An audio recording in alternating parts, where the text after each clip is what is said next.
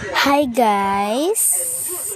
So ngayon mga kabibi, ngayon kasi is wala akong trabaho kaya ito na lang naisip ko magawa ng trabaho dahil hindi po talaga lahat ng bata matamad. Ay sabihin nyo talaga na tamad ako, wag yun ha, kasi nakakahiya. Totoo naman tamad ako pero ngayon lang to ginawa ko kasi gusto ko malinis ang bahay namin.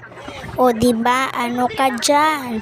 Yan ang sunod ng pinilo ko sa nanay ko dahil magkatabi lang kami ng tulugan. Bukas nga kasi is ilalagay dito ang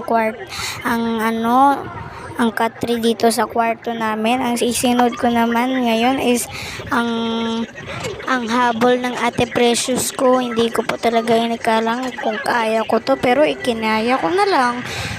Kaysa sa magkalat,